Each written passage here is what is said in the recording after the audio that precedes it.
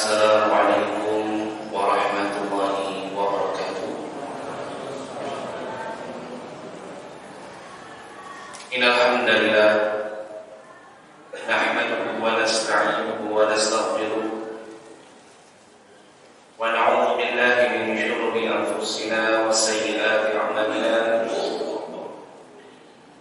May yahdihillahu fala mudilla lahu wa may yudlil fala hadiya lahu. أشهد أن لا إله إلا الله وحده لا شريك له وأشهد أن محمدا عبده ورسوله لا نبي بعده. قال الله تعالى في كتاب الكريم يا أيها الذين آمنوا اتقوا الله حق تقاته ولا تموتن إلا وأنتم مسلمون. وقال الله تعالى يا أيها الناس اتقوا ربكم الذي خلقكم من نفس واحدة وخلق منها زوجها وبث منهما رجالا كثيرا ونساء واتقوا الله الذي تسألون به والأرحام إن الله كان عليكم رقيبا. وقال الله تعالى يا أيها الذين آمنوا اتقوا الله وقولوا قولا سديدا يصلح لكم أعمالكم ويغفر لكم ذنوبكم ومن يطع الله ورسوله فقد فاز فوزا عظيما. أما بعد فإن أصدق الحديث كتاب الله وخير الهدى هدى محمد صلى الله عليه وسلم. Ikhwani fi din wa akhwati fillah yang dirahmati oleh Allah Subhanahu wa taala. Alhamdulillah, segala puji bagi Allah Subhanahu wa taala yang telah memberikan kepada kita nikmat yang begitu banyak, yang seandainya jika kita ingin menghitung setiap nikmat yang Allah Subhanahu wa taala berikan kepada kita, maka pastilah kita tidak akan pernah bisa dan tidak akan pernah sanggup untuk menghitung setiap nikmat yang Allah Subhanahu wa taala berikan kepada kita. Dan tentunya ini sebagaimana yang dikabarkan di dalam firman Allah Subhanahu wa taala di dalam surat An-Nahl ayat yang ke-18, di mana Allah Subhanahu wa taala berfirman, "Wa in ta'uddu ni'matallah la tuhsuha." Dan seandainya jika kalian ingin menghitung nikmat Allah, maka la tuhsuha, maka pastilah kalian tidak akan mampu untuk menghitungnya. Maka oleh karena itu sudah sepantasnya bagi kita untuk senantiasa bersyukur kepada Allah Subhanahu wa taala atas segala nikmat yang Allah Subhanahu wa taala anugerahkan kepada kita, dengan cara kita senantiasa menjadikan Allah Subhanahu wa taala satu-satunya zat yang kita ibadahi. Karena dialah Allah Subhanahu wa taala zat yang telah memberikan kepada kita rezeki, zat yang telah mengatur alam semesta untuk kita agar kita bisa bertahan hidup di dunia, zat yang bisa memberikan kepada kita manfaat dan juga mengangkat kemudaratan. Maka dialah Allah Subhanahu wa taala satu-satunya zat yang mustahil untuk ibadah, satu-satunya zat yang berhak untuk kita ibadahi. Dan ini sebagaimana yang dikabarkan di dalam firman Allah Subhanahu wa taala di dalam surat Al-Hajj ayat yang ke-62, di mana Allah Subhanahu wa taala berfirman, "Dzalika bi anna Allaha huwal haqq wa anna ma yad'una min dunihi al-batil." Yang demikian itu karena dialah Allah Subhanahu wa taala yang hak. Adapun orang-orang yang berdoa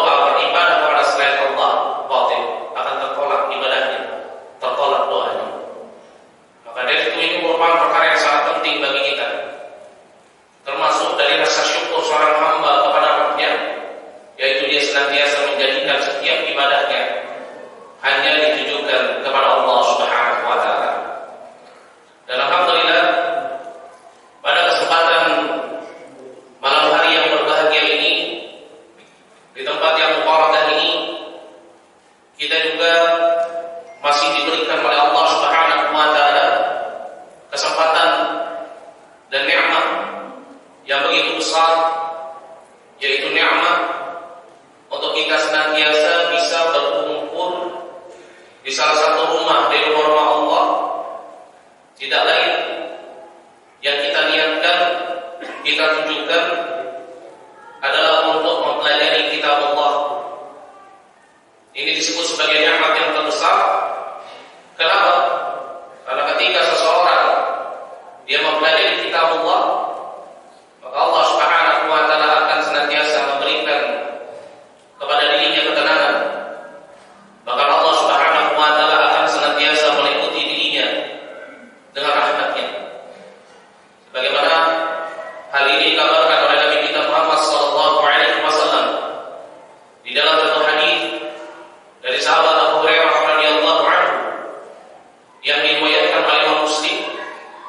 Kata Nabi sallallahu alaihi wasallam, beliau mengatakan, "Wa ma jatama'a qaumun fi baitin min buyutillah yatluna kitab Allah wa yatadarasunahu bainahum illa nazalat 'alaihim as-sakinah wa ghasyiyatuhum rahmah wa hafathumul malaikah."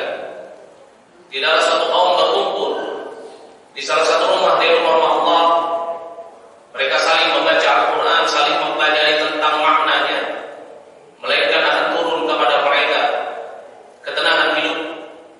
Kata Nabi sallallahu alaihi wasallam, "Wa ghasyiyatuhum rahmah." Bahkan rahmatnya Allah Subhanahu wa taala senantiasa meliputi mereka.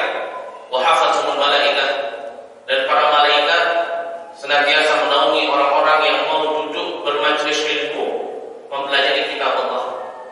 Maka ini merupakan suatu nikmat yang sangat besar.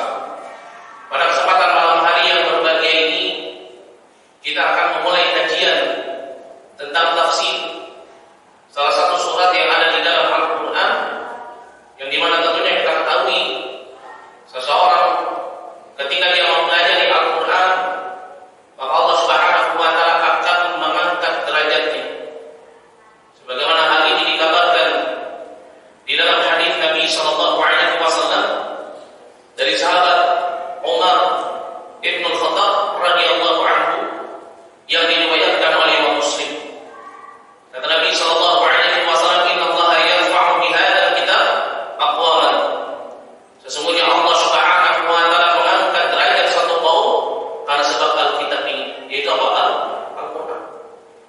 Maka seseorang yang dia mempelajari Al-Qur'an, dia memahaminya, terlebih lagi dia mengamalkannya di dalam kehidupannya sehari-hari, dia menjaga apa yang terkandung di dalamnya, maka Allah Subhanahu wa taala pasti akan mengangkat derajatnya.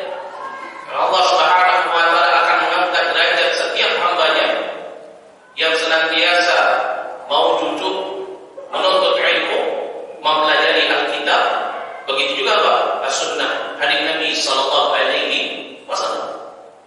Maka dari itu Nabi sallallahu alaihi wasallam senantiasa memberikan targhib kepada para sahabatnya agar mereka senantiasa semangat di dalam mempelajari Al-Quran. Sampai-sampai beliau mengatakan di dalam satu hadis yang diriwayatkan oleh Imam Bukhari dari sahabat Utsman bin Affan radhiyallahu anhu, Nabi sallallahu alaihi wasallam beliau mengatakan, "Khairukum man ta'allama Al-Quran wa 'allama." Sebaik-baik kalian adalah orang yang senantiasa mempelajari Al-Quran, begitu juga mengajarkannya. Syekhul Islam Ibnu Qayyim rahimahullah, beliau menjelaskan tentang perkataan Nabi sallallahu alaihi wasallam, "Sebaik-baik kalian adalah yang mempelajari Al-Quran." Kata beliau, mempelajari Al-Quran itu ada dua metodenya, kaifiyahnya. Yang pertama, dia mempelajari dan mengajarkan huruf-hurufnya. Ini apa? Seseorang mengajarkan tentang tajwidnya, tentang makhrijul hurufnya, tentang tahsinnya. Ini cara mempelajari Al-Quran. Kemudian yang kedua, kata beliau, kata Syekhul Islam Ibnu Qayyim rahimahullah,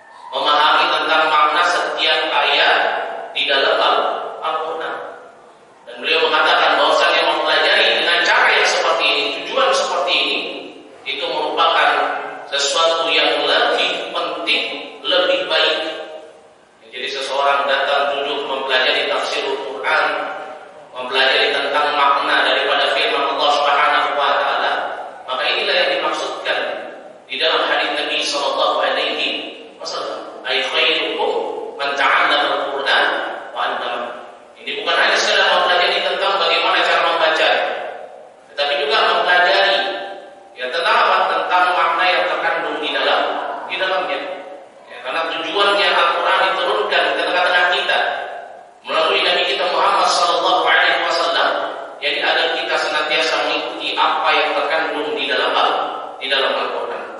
Maka ini merupakan suatu nikmat yang sangat besar yang Allah Subhanahu wa taala berikan kepada kita pada kesempatan malam hari yang berbahagia ini. Allah masih memberikan kepada kita kemudahan dan juga kelapangan dada untuk senantiasa mendengarkan qaul Allah, begitu juga mendengarkan hadis Nabi sallallahu alaihi wasallam. Karena dua hal inilah yang menjadi warisan Nabi kita Muhammad sallallahu alaihi wasallam, yang dimana ketika seseorang dia senantiasa memegangnya dan menjadikannya sebagai pedoman hidupnya, maka dia tidak akan pernah terpalingkan dari jalan yang lurus. Sebagaimana Nabi sallallahu alaihi wasallam memberikan peringatan kepada para sahabatnya di dalam satu hadis yang diriwayatkan oleh Al-Hakim, begitu juga diriwayatkan oleh Al-Malik, begitu juga diriwayatkan oleh Al-Imam Al-Baihaqi dari sahabat Abu Hurairah radhiyallahu anhu. Nabi sallallahu alaihi wasallam katakan kepada para sahabatnya, taraktu fikum amrayn lan tadallu abadan idza tamassaktum bihima, qala kitabullah wa sunnati. Ya, aku tinggalkan kepada kalian dua perkara yang dimana jika kalian memegangnya, maka kalian tidak akan pernah terpalingkan dan juga tersesatkan dari jalan yang lurus. Nabi mengatakan yang pertama kitabullah dan yang kedua adalah sunnahku, yaitu hadis Nabi sallallahu alaihi wasallam. Dan insyaallah pada kesempatan malam hari yang berbahagia ini kita akan memulai untuk membaca surat Al-Baqarah, dan kita akan mengambil ayat yang pertama sampai dengan ayat yang ke-5 di dalam surat Al-Baqarah.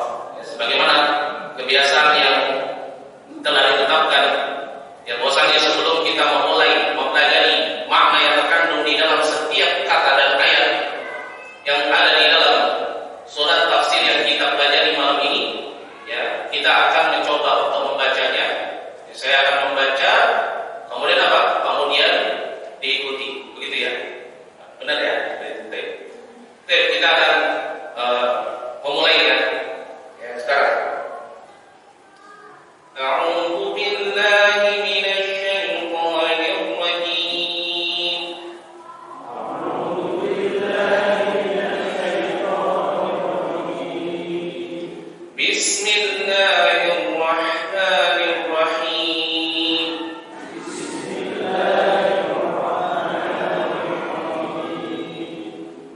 Alif Lam Mim.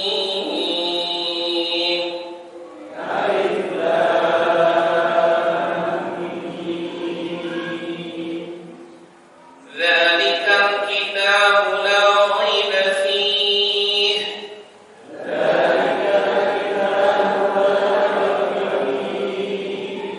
Hudan lil muttaqin.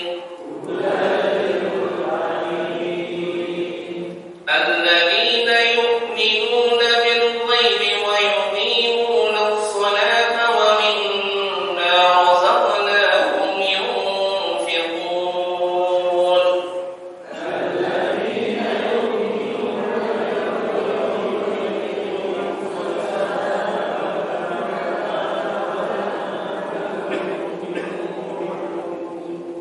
والذين يؤمنون بما أنزل إليك وما أنزل من قبلك.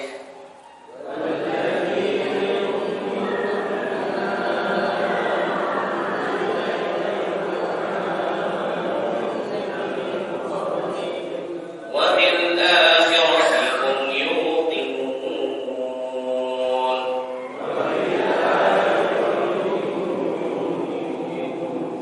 أولئك على هدى من ربهم.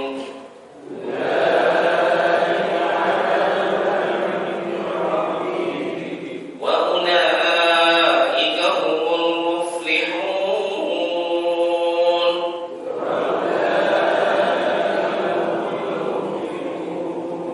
Masya Allah.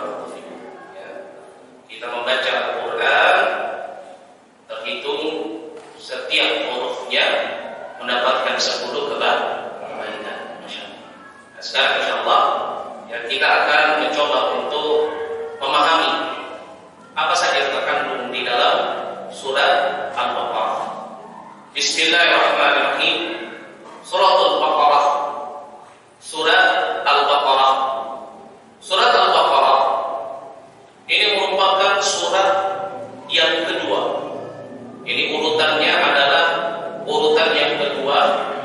dalam mushaf. Yang pertama dia adalah surat Al-Fatihah.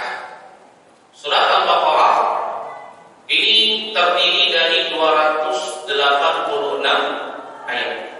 Ya, dan termasuk daripada apa? Surat yang paling panjang. Itu apa? Surat Al-Baqarah. Ya, 2 juz setengah. Ya. Ini surat Al-Baqarah. Jadi kalau misalkan ditinjau, ya, idza binadhari ila tartibiha fil mushaf, kalau dilihat dari urutannya di dalam Al-Qur'an, maka surat Al-Baqarah ini masuk atau diurutkan pada surat yang kedua. Tetapi idza binadhari ila nuzuliha, kalau ditinjau dari turunnya atau tartib nuzuliha, ini apa? Urutan turunnya surat ini kepada Nabi sallallahu alaihi wasallam, maka surat Al-Baqarah ini berada pada urutan yang ke-87. Ya. Jadi apa? Urutan yang ke-87 setelah surat Al-Mutaffifin. Ya. Setelah surat Al-Mutaffifin.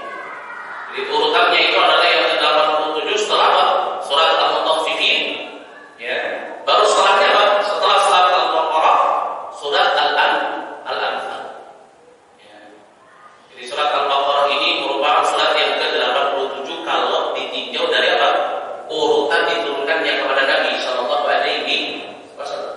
Ya, meskipun ada khilaf di dalam ulama tentang urutannya. Ya. Nah, surat Al-Baqarah ini termasuk daripada surat apa? Termasuk daripada surat yang dikelompokkan menjadi surat apa? Madaniyah. Ini apa? Surat yang diturunkan kepada Nabi sallallahu alaihi wasallam ai ba'da hijratin Nabi sallallahu alaihi wasallam ila Yathrib. Setelah Nabi sallallahu alaihi wasallam hijrah ke Yathrib. Itu ke mana? Ke Madinah. Ya. Jadi bukan termasuk daripada surat-surat Makkiyah. Dan surat Al-Baqarah ini merupakan surat yang pertama kali diturunkan kepada Nabi sallallahu alaihi wasallam ketika beliau hijrah di Madinah. Ya, jadi di Madinah ini ada banyak surat, yang paling pertama diturunkan itu adalah apa? Ya, surat apa? Surat Al-Baqarah. Ya. Jadi ketika Nabi hijrah, maka Allah Subhanahu wa taala kemudian menurunkan surat Al-Baqarah. Ya. Dan surat Al-Baqarah karena termasuk daripada surat yang tawilah, ayatnya banyak jumlahnya. Ya, maka surat ini diturunkan kepada Nabi kita Muhammad sallallahu alaihi wasallam itu secara berangsur-angsur. Karena yang namanya ya Al-Qur'an di dalamnya ada surat-surat yang Allah Subhanahu wa taala turunkan ya secara keseluruhan, ada yang diturunkan berangsur-angsur. Ya, ada yang diturunkan di Makkah, ada yang diturunkan di Madinah, ada juga yang diturunkan sebagiannya di Makkah, sebagiannya di Madinah. Ya, surat Al-Baqarah ini termasuk daripada apa? Daripada surat-surat yang diturunkan kepada Nabi sallallahu alaihi wasallam setelah hijrahnya Nabi sallallahu alaihi wasallam ila Makkah ila Madinah. Ini apa? Hijrahnya Nabi dari Makkah menuju Madinah. Ya. Dan surat ini diturunkan kepada Nabi sallallahu alaihi wasallam yaitu selama 9 tahun lamanya. Ya. 9 tahun lamanya ketika Nabi sallallahu alaihi wasallam hijrah ke Madinah, Allah turunkan surat Al-Baqarah secara berangsur-angsur. Adapun penamaan Al-Baqarah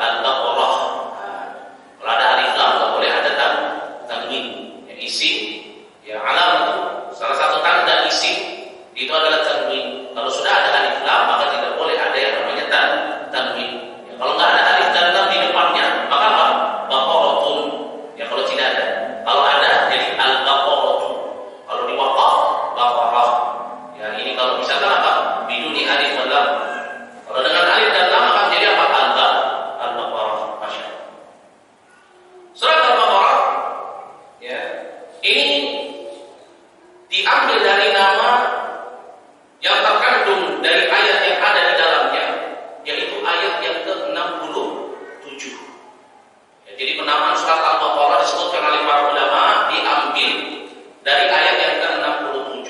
Yaitu apa? Ya sebagian mengatakan dimulai dari ayat yang ke-61 sampai dengan ayat yang ke-71. Ya. Ya, tetapi sebagian ulama mengatakan bahwasanya apa? Penamaan surat Al-Baqarah ini diambil dari apa? Dari ayat yang ke-67. Kenapa? Karena pada ayat itu terdapat lafaz kalimat apa? Al-Baqarah. Itu perintah Allah Subhanahu wa taala kepada orang-orang Yahudi. Ya untuk apa? Untuk mereka menyembelih seekor sapi. Di mana Allah Subhanahu wa taala berfirman, wa idh qala Musa liqaumi, tatkala Musa berkata kepada kaumnya, innallaha ya'murukum, ya Allah Subhanahu wa taala sesungguhnya menyuruh kepada kalian, memerintahkan kepada kalian antadbahu baqarah. Untuk apa? Untuk kalian menyembelih yang baqarah. Ini menyembelih apa? Menyembelih sapi betina. Ya. Nah, maka dari itu apa nama surat Al-Baqarah ini diambil dari ayat yang ke-67. Ya. Sehingga surat ini dinamakan sebagai apa? Sebagai surat Al-Baqarah.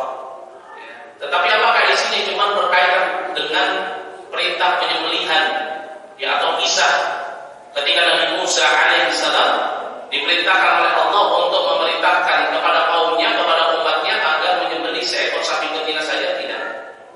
Ya, di dalam surat Al-Baqarah ini banyak sekali hukum-hukum yang terkandung di dalamnya, bab-bab tentang tauhid yang ada di dalamnya. Mulai dari puasa, sholat sampai haji itu juga dibahas di dalam surat Al-Baqarah. Banyak sekali. Ya. Maka dari itu para ulama juga menamakan surat Al-Baqarah selain dengan nama Al-Baqarah ada nama yang lain. Ya, sebagian ulama menyebutnya nama daripada surat Al-Baqarah yaitu apa? Az-Zahra. Ya, jadi nama lain daripada surat Al-Baqarah itu apa? Az-Zahra. Ya, Az-Zahra ini artinya apa? Zahra ini artinya apa? Cahaya. Ada dua surat di dalam Al-Quran yang dikenal dengan sebutan Zahrawain atau Zahran atau Zahrain. Jadi dua cahaya. Surat apa itu? Surat Al-Baqarah. Kemudian yang satunya lagi apa? Surat Ali Imran. Ya. Terus para ulama menamakan dengan nama itu bukan nama Al-Baqarah. Asing bagi kami, Ustaz. Memang mereka punya dalil punya. Ya, namanya ulama itu kalau ngomong nggak pernah sembarangan. Ya, selalu diikuti dengan yang namanya dalil. Ini karakteristik daripada seorang ulama Rabbaniyun. Mereka tidak berbicara kecuali dibangun di atas ilmu. Penamaan surat Al-Baqarah dengan sebutan ya, Az-Zahrawain ini sebagaimana disebutkan di dalam hadis Nabi SAW. Jadi sahabat Abu Umamah Al-Bahili yang diriwayatkan ya, oleh Imam Muslim, di mana Nabi SAW disebutkan di dalam hadis ini, sahabat Abu Umamah Al-Bahili mendengar Rasulullah SAW, beliau mengatakan, iqra'u, ya, hendaknya kalian membaca Al-Quran, fa innahu ya'ti yawmal qiyamah syafi'an. Sesungguhnya nanti Al-Quran itu akan datang pada hari kiamat yang memberikan syafaat di ashabi. Ya, bagi apa? Bagi ashabu. Ini apa? Orang-orang yang membaca, orang-orang yang mempelajari, orang-orang yang memahami, orang-orang yang mendakwahkan. Ini disebut sebagai sahibul Quran, ahlul Quran. Kemudian kata Nabi SAW, iqra'u az-Zahrawain. Bacalah oleh kalian Zahrawain. Itu apa? Dua cahaya. Apa itu Al-Baqarah wa surat Ali Imran? Itu surat Al-Baqarah dan juga surat Ali Imran. Maka itu namanya daripada surat Al-Baqarah itu apa? Surat Zahrawain. Ini apa? Yang bersih, yang bersinar. Ini nama lainnya yang pertama. Lalu yang kedua, nama lain daripada surat Al-Baqarah selain Az-Zahrawain juga disebutkan oleh para ulama, maknanya adalah Sanamul Quran. Ya, disebut namanya apa? Sanamul Quran. Apa itu Sanamul Quran? Puncaknya Al-Quran. Dinamakan sebagai puncaknya Al-Quran. Kenapa? Karena hampir semua hal itu terangkum di dalam surat Al-Baqarah, diterangkan, dijelaskan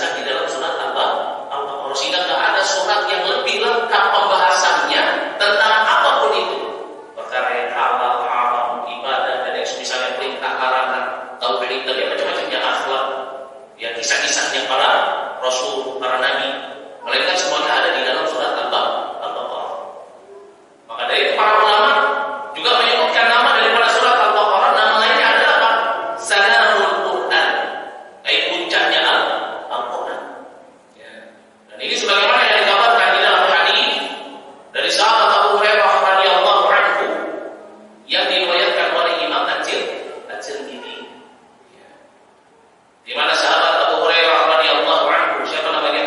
Abdurrahman bin Sakhr. Ya. Beliau mengatakan qala Rasulullah sallallahu alaihi wasallam, Rasulullah sallallahu alaihi wasallam mengatakan di kulli syai'in sanam. Segala sesuatu itu ada puncaknya. Wa inna sanamal Qur'an surat Al-Baqarah, kata Nabi. Ada puncaknya Al-Quran itu adalah surat Al-Baqarah. Maka dari itu sebagian ulama menyebutkan nama lain daripada surat Al-Baqarah itu adalah apa? Sanamul Quran, ayat sin wal nun wal alif wal mim Al-Quran, sanamul Quran. Ini nama yang kedua. Ada nama yang ketiga dari surat Al-Baqarah, selain disebut sebagai Az-Zahrawain, selain disebut sebagai sanamul Quran, surat Al-Baqarah juga disebut sebagai apa? Sebagai Fusqatul Quran. Ini apa disebut sebagai Fusqatul Quran? Ini apa Fusqatul? Itu maknanya apa? Al-Madinah, kota. Kenapa? Karena surat Al-Baqarah ya, ini diturunkan di Madinah, dan Madinah ini merupakan tempat berkumpulnya manusia. Kenapa? Karena di Madinah ya, itu yang tinggal di dalamnya ada orang Yahudinya, ya, ada penduduk aslinya orang Ansor ataupun dari luar, ya. Kota itu semuanya berkumpul di dalam. Ya. Maka dia itu disebut sebagai apa? Disebut sebagai ya Fusqatul Quran. Ya, kenapa? Karena ya surat ini ya diturunkan di mana? Di Madinah, dan di dalamnya berisi tentang apa? Tentang banyak hal. Ya, berkumpul banyak hal. Ya, diterangkan di dalam surat Al-Baqarah. Ya, penamaan surat ini sebagai Fusqatul Quran ini sebagaimana disebutkan ya di dalam apa?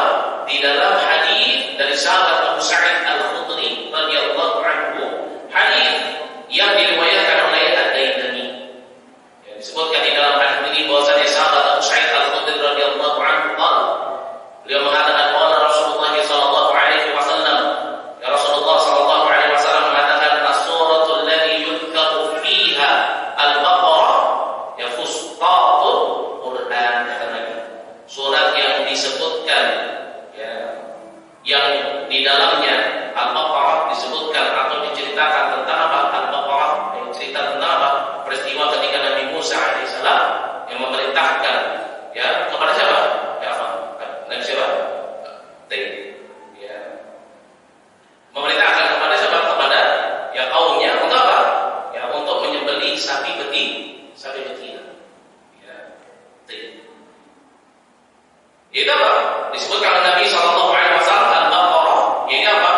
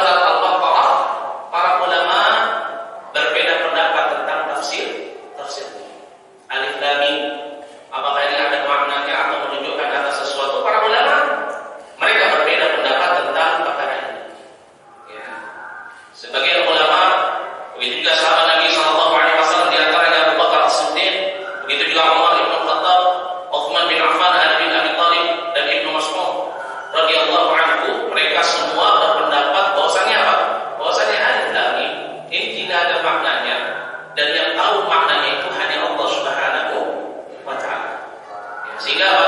Ya sehingga mereka tidak menafsirkan tentang makna daripada ayat yang pertama di dalam surat Al-Baqarah.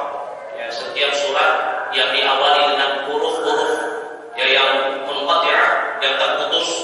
Ya, dan ini banyak jumlahnya di dalam Al-Qur'an. Seperti apa contohnya? Alif Lam Ra, apalagi Kaf Ha Ya Ain Shad, apalagi Nun Ha Mim. Ya. Makanya apa? Ini tidak ada maknanya. Kenapa? Karena yang namanya kalamullah itu nggak boleh ditafsirkan kecuali dibangun di atasnya dari maka sebagian para ulama, termasuk ulamanya para sahabat, itu Abu Bakar As-Siddiq, Umar, Utsman, Ali, begitu juga Ibnu Mas'ud, yang mereka semua berpendapat bahwasanya alif lam mim ini cuma Allah Subhanahu wa taala yang tahu tentang maknanya. Kenapa? Karena tidak pernah dijelaskan oleh Nabi sallallahu alaihi wasallam. Tetapi sahabat Ibnu Abbas radhiyallahu anhu ya beliau memiliki pandangan yang berbeda. Ini apa? Beliau berpendapat bahwasanya alif lam dan mim di dalam surat Al-Baqarah pada ayat yang pertama ini alif lam dan mim ini merupakan salah satu dari nama-nama Allah. Ya berarti setiap apa? Setiap surat ya setiap surah yang apa? Setiap surat yang didahului dengan huruf-huruf yang munqati'ah ini menunjukkan apa? Atas nama Allah. Ini kalau mengikuti pendapatnya siapa? Ibnu Abbas radhiyallahu anhu. Ibnu Abbas itu ulama yang para sahabat ya, yang terkenal, yang bahkan sampai sahabat Umar Ibn Khattab ketika menjadi khalifah, ya beliau apa? Ya beliau panggil Ibnu Abbas yang pada saat itu masih seorang siapa? Masih seorang pemuda, masuk ke dalam majlis ya qura. Jadi Umar Ibn Khattab itu punya majlis yang isinya adalah ulama-ulamanya para sahabat. Ya, ketika satu hari sahabat Umar Ibn Khattab ingin membahas tentang surat An-Nasr, idza jaa nasrullahi wal fath. Ya, sahabat Umar Ibn Khattab radhiyallahu anhu khalifah yang pada saat itu menjadi amirul ya mukminin. Ya, kemudian apa? Ya membawa sahabat Ibnu Abbas. Maka para sahabat yang lain yang kebanyakan notabene mereka adalah orang-orang yang sudah habis usia, orang yang sudah tua. Ya. Kemudian mengatakan kepada Umar Ibn Khattab, kata mereka, ya Allah, ya, kami juga punya anak-anak yang seumuran Ibnu Abbas. Kenapa mau bawa anak-anak ini ke dalam majelis kita? Majelisnya orang dewasa, majelisnya ahlul. Dan kata sahabat Umar Ibn Khattab, kamu nggak tahu apa yang diketahui oleh anak ini. Maka dibuka majelis itu dikatakan, bagaimana menurut kalian tentang tafsir ya surat An-Nasr, idza jaa nasrullahi wal fath? Maka mereka berkata, oh itu merupakan kabar gembira ya, yang Allah Subhanahu wa taala kabarkan bahwasanya nanti akan terbuka pintu Makkah. Ya. Hampir semuanya menjawab seperti itu. Kemudian ketika ditanya kepada Ibnu Abbas, apa yang engkau ketahui tentang firman Allah surat An-Nasr? Kata Ibnu Abbas radhiyallahu anhu, waktu turunnya surat An-Nasr. Surat An-Nasr ini surat yang paling terakhir itu diturunkan kepada Nabi sallallahu alaihi wasallam. Semua kaum muslimun, sahabat Nabi gembira dengan turunnya surat ini. Kenapa? Karena ada khabar kemenangan dibukanya pintu Makkah. Cuma satu orang yang menangis kata dia. Siapa itu? Abu Bakar As-Siddiq. Kenapa beliau menangis? Karena beliau tahu surat ini merupakan apa? Merupakan khabar bahwasannya kematian Nabi sallallahu alaihi wasallam sudah dekat. Maka dari itu Allah perintahkan fasabbih bihamdi rabbika wastaghfir. Kalau sudah masuk Islam semua manusia berbondong-bondong, tugasnya Nabi telah selesai. Allah perintahkan fasabbih bihamdi rabbika wastaghfir. Orang yang menangis itulah siapa? Abu Bakar As-Siddiq. Kenapa? Karena dia tahu dia akan berpisah dengan sahabat-sahabatnya. Ini Ibnu Abbas. Itu termasuk juga ulama yang menafsirkan Al-Quran. Ya. Ini makna apa? Makna ayat yang pertama alif dan ya alif lam mim. Ya.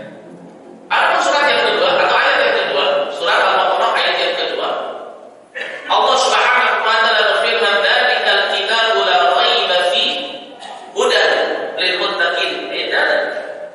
Dan ini ismul isyarah. Ya, kalau dalam bahasa Arab disebut sebagai apa? Ismul isyarah lil ba'id. Ya. Ini apa? Isim isyarah untuk yang jauh. Kalau yang dekatnya apa? Hadza. Nah. Jadi kalau di dalam bahasa Arab itu ada yang namanya isim isyarah atau bahasa kita yang kata untuk menunjuk. Ada yang lil qarib, ada yang lil ba'id. Lil qarib ada, wa lil ba'id dzalika. Ada yang lil mudzakkar, ada yang lil muannats. Ada yang untuk laki-laki perempuan. Ya kalau lil qarib untuk yang dekat perempuannya hadhihi. Kalau untuk lil ba'id yang jauh lil mudzakkar itu apa? Tilka. Ya, ini kalau jumlahnya satu mufrad. Ya kalau jamak haula'i lil qarib untuk yang dekat, yang jauh itu apa? Ulaika. Ya. Maka dzalikal kitab yang disebutkan di dalam ayat ini, dzalikal kitab ini ismul isyarah. Ya. Adapun Alkitab ini isim. Jadi di dalam bahasa Arab itu ada yang namanya isim, atau kalau bahasa itu kata benda, kata sifat. Ya, ada yang namanya apa? Fiil. Jadi fiil ini ada kata perintah, larangan perintah. Ya.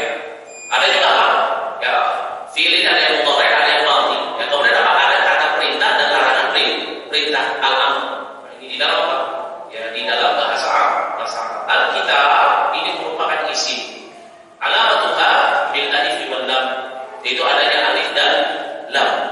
Dan Alkitab kedudukannya di dalam kalimat ini sebagai apa? Sebagai badal dari kalimat dari. Ya, karena yang namanya badal itu apa? Yang menjelaskan sesuatu yang apa? Yang ma'rifah. Ismul ma'rifah ba'dal ma'rifah yang disebut sebagai apa? Badal. Ya. Itu apa? Dari Alkitab. Dari apa itu Alkitab? Ya, dan yang dimaksudkan dengan Alkitab di sini adalah apa? Al-Qur'an. Ya.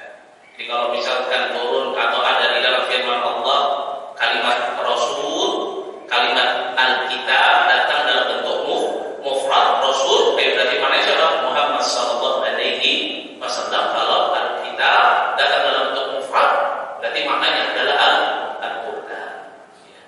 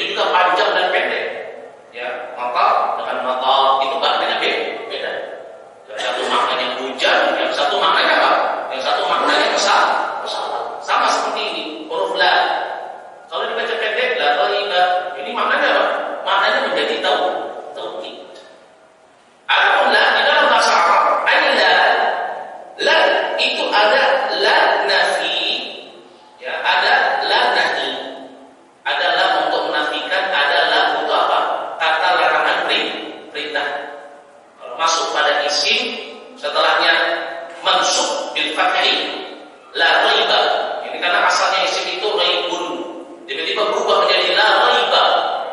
Berarti ini menunjukkan huruf la di situ adalah la an-nafilin jins. La menafikan jenis. Berarti maknanya sudah sama sekali nggak ada keraguan. Dan kalimat ini digunakan pada kalimat syahadat kita. Yaitu apa? Asyhadu an la ilaha illallah. Ya, la yang di situ menggunakan la yang nafilin jins, yaitu pengosongan terhadap ilah kemudian ditetapkan kecuali hanya Allah. Ya, berarti maknanya apa? Dari kitab la raiba, maknanya apa? Kitab ini Al-Quran sama sekali tidak ada keraguan. Ya, apa maknanya sama sekali tidak ada keraguan? Dari datangnya dari Allah, al-haq, benar, tidak ada kecacatan, sempurna. Ya, makanya tidak ada kitab yang paling sempurna, paling benar di dunia ini kecuali Al-Quran. Ya, bahkan ini diterangkan di dalam firman Allah Subhanahu wa taala di dalam surat Al-Maidah ayat yang ke-3. Al-yawma akmaltu lakum dinakum wa atmamtu 'alaikum ni'mati. Dan telah aku sempurnakan untuk kalian nikmatku. Apa itu Al-Quran? Ya, kenapa? Karena selesai. Hukum-hukum yang Allah Subhanahu wa taala tetapkan di dalam Al-Quran setelah turunnya surat Al-Maidah ayat 3 sudah tidak ada lagi yang dimaksud. Sudah tetap semua, sudah sempurna. Ya. Maka dari itu Al-Quran ini disebut sebagai kitab yang apa? La raiba fihi. Fi di situ adalah min hurufil jar. Fi di dalam hal yang situ adalah dhamir muttasil. Fihi di dalam Al-Quran. Ha di situ, hi di situ atau hu. Ya, itu kembali ya'ud ilal kitab. Dalikal kitab la raiba fihi fil Quran fil kitab. Di dalam Al-Kitab. Jadi hi-nya itu kembali kepada Al-Kitab. Jadi berikan harokat kasrah karena mengikuti huruf jar fi. Asalnya apa? Hu harokatnya dhammah. Karena namanya dhamir muttasil itu mabni. Ya, bukan mu'rab. Jadi tidak bisa berubah harokatnya kecuali mencocok.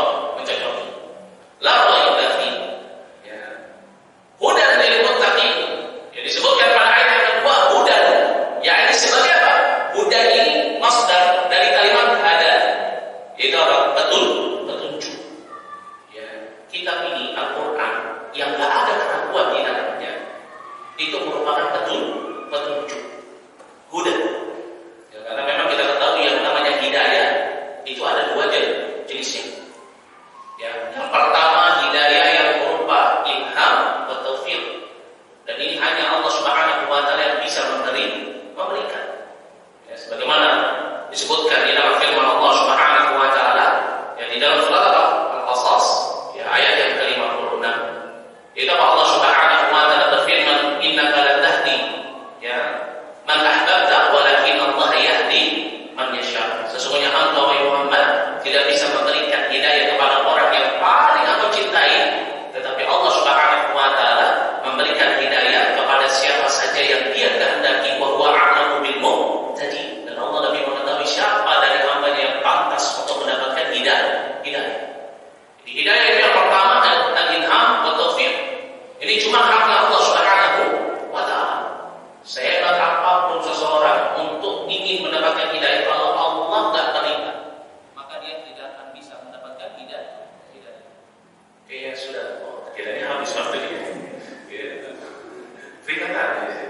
Jadi ini bentuk hidayah yang pertama. Itu apa? Hidayah yang hanya Allah Subhanahu wa taala bisa berikan semata. Enggak ada. Bahkan Rasulullah enggak bisa berikan hidayah. Ya apalagi kita. Ini apa yang berupa ilham